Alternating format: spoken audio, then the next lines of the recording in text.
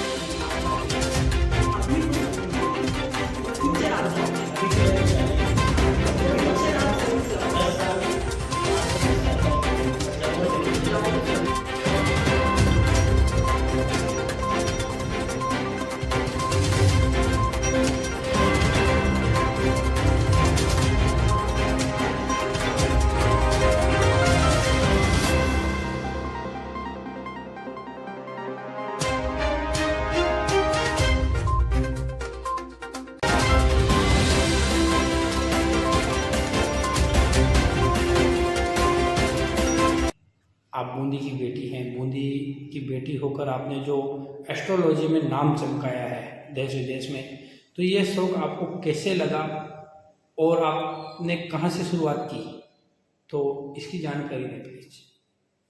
नमस्कार, मैं सोमा माहेश्वरी, एस्ट्रोलॉजी और टेरो का रीडर, बूंदी निवासी।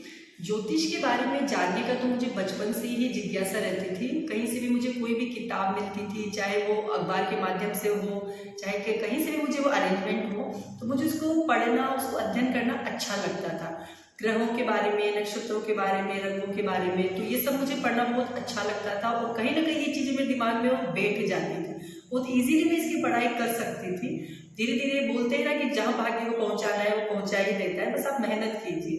तो बस मेहनत कर रही थी तो भाग्य ने इस क्षेत्र में मुझे पहुंचाया। शादी करके मैं अपनी जब पुणे गई तो वहाँ पास में एक मराठी पंडित रहते थे, काफ़ी बुजुर्ग थे और काफ़ी ज्ञान था उनको, तो उनके गाइडेंस में मैंने ये सीखा। और धीरे धीरे जब मेरी बातें, मेरी प्रिडिक्शन सच होने लगी तो अंदर से एक कॉन्फिडेंस आने लगा कि नहीं, हाँ मैं बता सकती हूँ। इस तरह से ये कार्य मैंने शुरुआत की। उसके बाद मैंने जो इंडिया लेवल पे अपनी जो एप्लीकेशन होती है जिनको हम प्ले स्टोर से डाउनलोड करके पूछते हैं, तो उस पर मैंने इंटरव्यू दिया।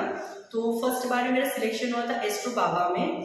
उसके बाद मेरा सिलेक्शन हुआ गुरुजी पे, वार्ता पे, वास्त्रो पे, एस्ट्रो पाई पे। अभी 6th भी एक और एप्लीकेशन से बात चल रही है। तो इन एप्लीकेशन में जब काम किया तो उससे और ज़्यादा कॉन्फिडेंस आया। तो अब मेरा खुद का ऑफिस है। मैं थोड़ा जितना मुझे समय मिलता है मैं एप्लीकेशन को देती हूँ, अदरवाइज सारा समय अपना ऑफिस में ही मैं देती हूँ। आप किस प्रकार साकार हो रही है, किस प्रकार सत्य हो रही है, किसके माध्यम से आप ये चीजें कर रही हैं, थोड़ा सा डिटेल में बताएं। भविष्यवाणी देखिए किसी भी चीज से संबंधित हो सकती है। अधिकतर भविष्यवाणियां वैसे देखा जाए तो मौसम से संबंधित विभाग ही करते हैं, पर यदि ज्योतिष के पास आप आते हैं तो सबसे पहले तो करियर का पूछा जाता है कि मेरी कुंडली में सरकारी नौकरी योग है या नहीं है। हो तो मैं अध्ययन करूं, नहीं हो तो मैं नहीं करूं। मैं कभी किसी से ऐसा नहीं बोलती कि आपके बिल्कुल नौकरियां योग नहीं है। यदि आपके ग्रह नक्षत्र कमजोर पड़ रहे हैं तो आप उपाय कीजिए। उन उपाय को करके आप ग्रह नक्षत्र को मजबूत बनाओगे तो वो आपका सरकारी नौकरी लगने में मदद जरूर करेगा।